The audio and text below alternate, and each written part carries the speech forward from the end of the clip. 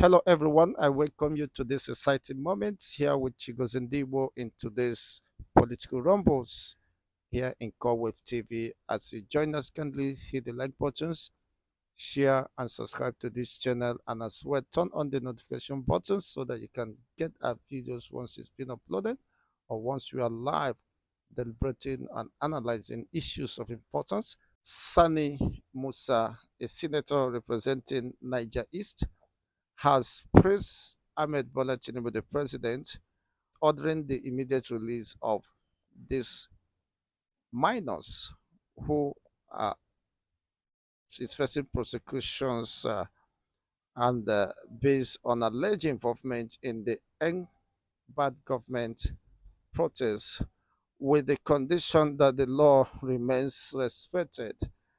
These minors, out of frustration over the rising uh, food crisis or cost of living in Nigeria, joined other northern counterparts, except for the southern people, most especially the Igbo race or extraction, of who felt that there is no need for the protest, and such protests could not address the myriad of problem.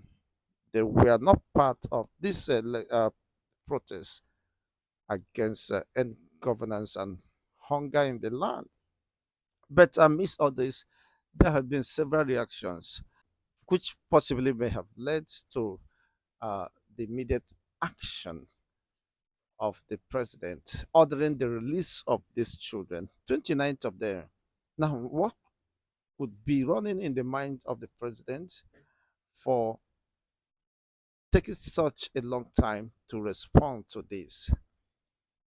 Why were the children has to be behind the bars for more than 90 days, still counting before this order was given?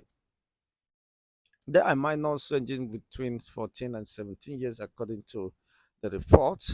And this has sparked several reactions, even from the northern population, who were not happy with such developments. Some consider it as a slap to humanity and a slap to the northern people.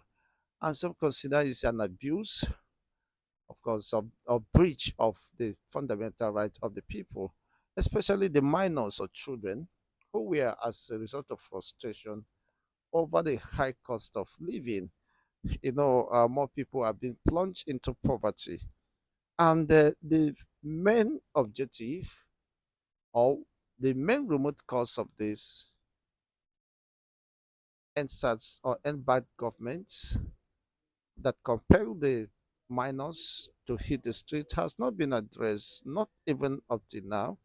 And as Nigerians continue to grab grapple in this unfortunate mishap, the high cost of living is also on the increase. Perhaps the president decided to keep mood so that he could discourage others who might possibly consider hitting the street again.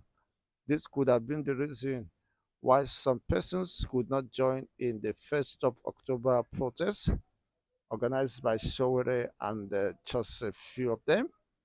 It was very scanty, and people lost confidence and interest in such demonstrations because of the purported danger, and that is very interesting.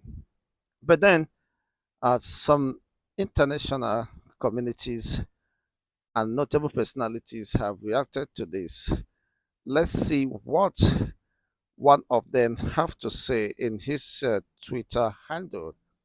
This is the former U.S. Assistant Secretary of State for Africa, U.S. Ambassador to Guinea and Ethiopia, long-term U.S. diplomat, Professor Emeritus, Texas Tech University, Tibor Nagy. Tibor Nagy, in his space handle, tweeted uh, towards this, of course, incidents. Reacting to this development, he was worried by this breach of fundamental rights of these children.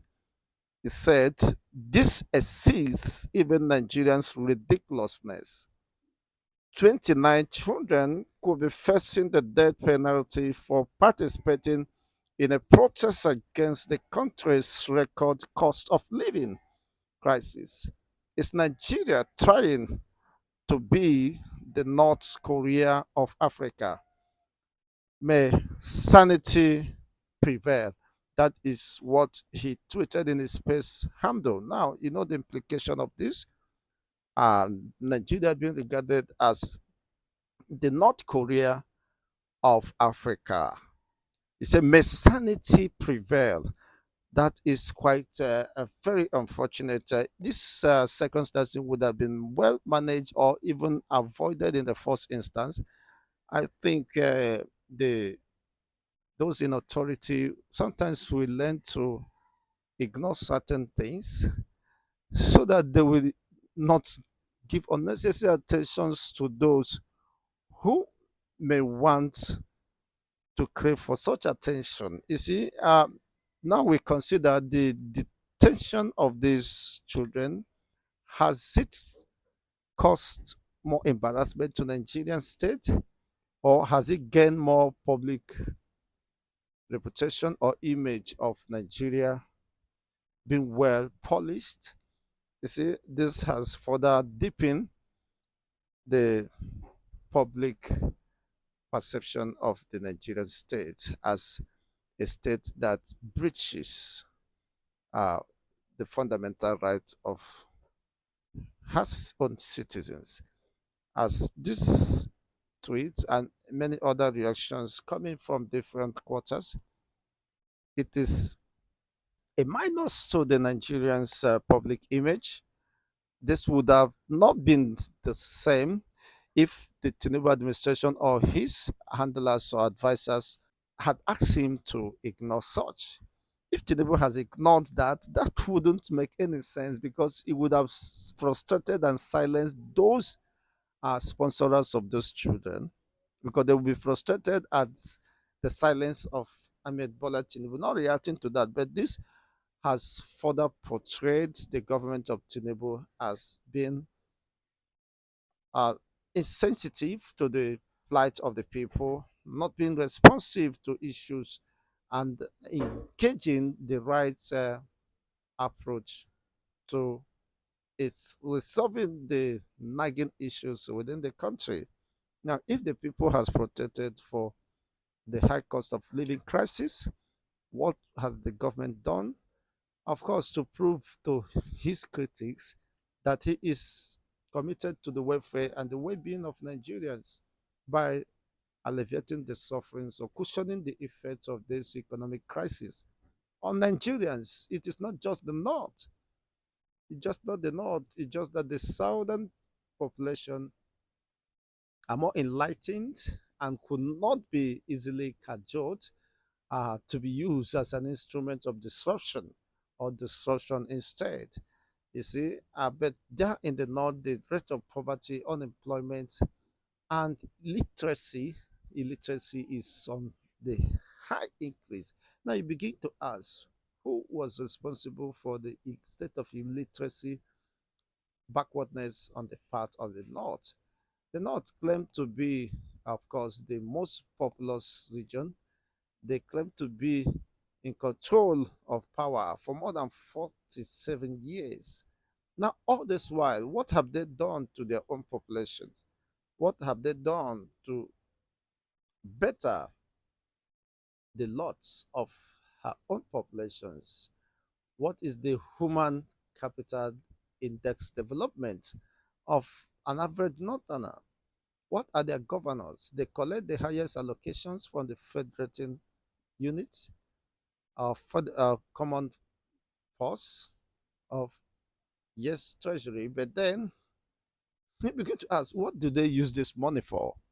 And at the end of the day, most federal installations, federal projects are being cited in the north, just as during Jonathan era, he built state-of-the-art facility, modern schools, alamajiri schools, well equipped to educate the population of the northern region, but unfortunately, they never valued such humanitarian, uh, of course, a developmental stride embarked on by the Jonathan dispensation. Thereafter, they destroyed it. And of course, you can't eat your cake and still have it. The opportunity to have educated their populations, prepare them for the future, and de-radicalize them so that these greedy, selfish politicians will not turn them to an instrument of oppression against themselves because they have stolen much from the people to the extent that the people are left in such level of vulnerability that the chances of survival become so minimal that they are susceptible and willing to be grabbed into, of course, machineries to disrupt the public peace and the societal uh, settlement, settlement in the north. Today, they are now a potential instruments in the hands of Boko Haram recruitment. And that is quite unfortunate. Where you have the highest out of school children is in the north. I mean, people who have not even seen the four walls of the class, let alone being out of school, dropping out. So, what does that tell? That is very serious danger.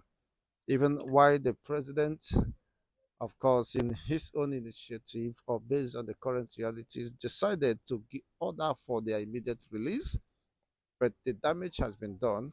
The international community have perceived Nigeria in the light of these current realities not to be, of course, responsible enough to address these nagging issues. He said this exceeds even Nigerians' ridiculousness. 29 children could be facing death penalties for participating in a protest against the country's record of cost of living crisis. Cost of living crisis, which, of course, any nation or citizens of any nation can as well protest, just as Americans are getting off towards the election on the 5th of November. They want to fight against inflation. You see, these are inflation, hunger, and lack of unemployment or job opportunities could either be a sweeping weapon for or against any of the candidates. So it is an issue of concern, and every responsible citizen must hold the government accountable. But this is seems not to be the case.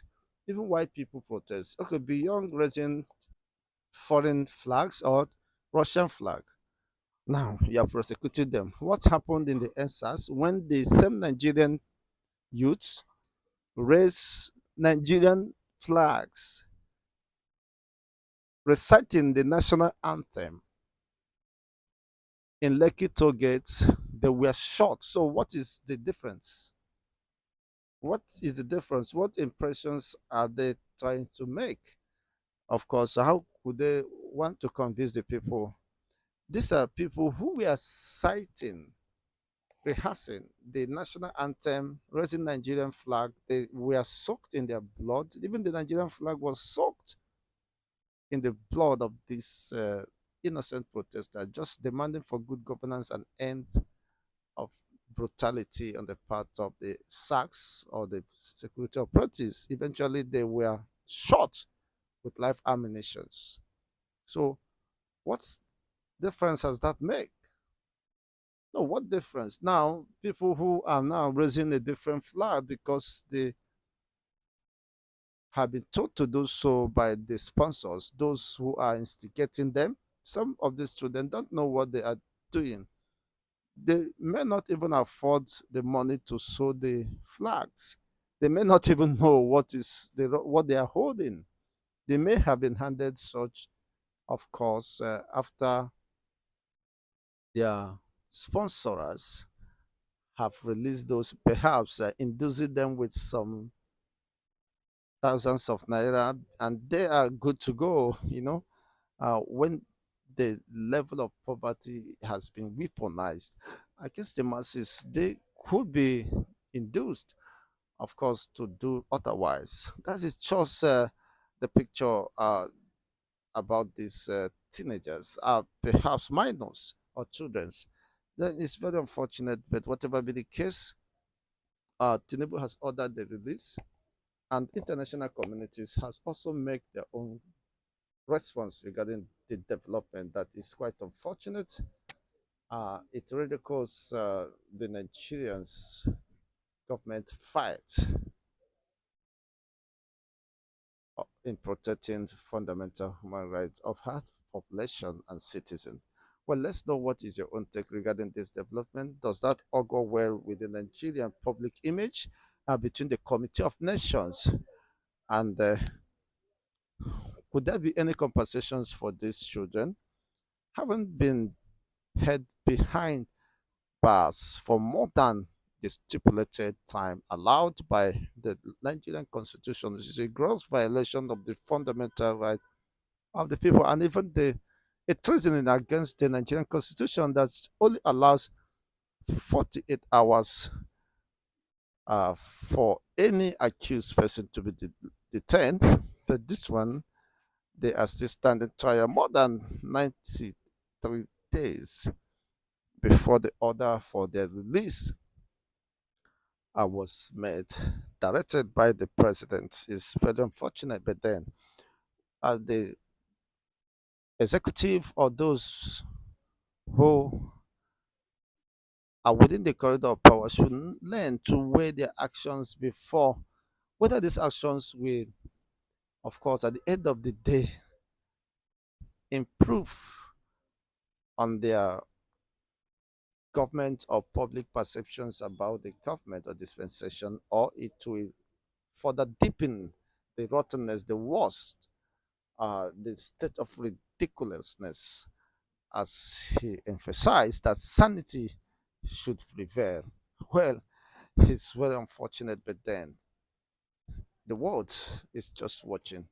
I hope that the government should learn to uh, be decisive in resolving the issues, the problems, the devouring Nigerians. If there is food and the living cost of living is well average or is affordable, there could not be any need for hitting the street in the first instance, let alone protesting or raising the Russian flag or calling for military to take over, because people have lost confidence in the administration of Ahmed Bola Tinubu. Why they are calling for military to take over? Imagine the same Ahmed Bola Tinubu fought against Abacha regime, but most Nigerians believe today that military regime, even that of Abacha, as perceived to be worst, is more considered to be the best uh, with these prevailing circumstances. That's, of course, compel them to call for military takeover because they have not felt so much bad. They have not been so frustrated. They have not been so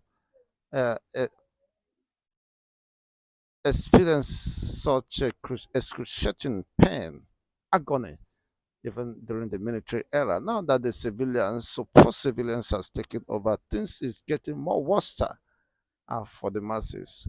But then, how long will this remain? It's just a function of time.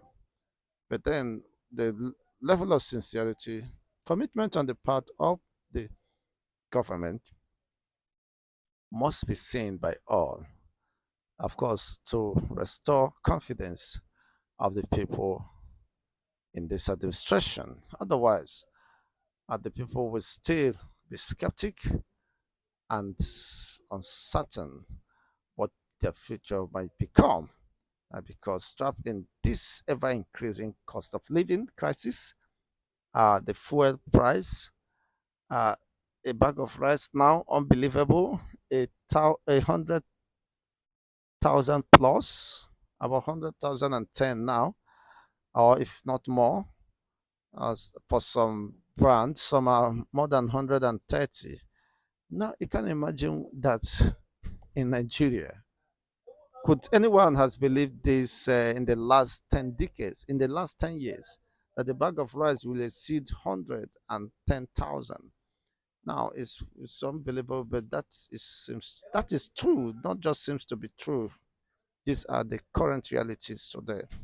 So you can see that already those children without addressing the very nagging issues could not have made any sense either, but have caused more uh, tension within the country and, of course, overheated the politics and the public perception of Committee of Nations, international communities, communities about Nigerian judicial system or process.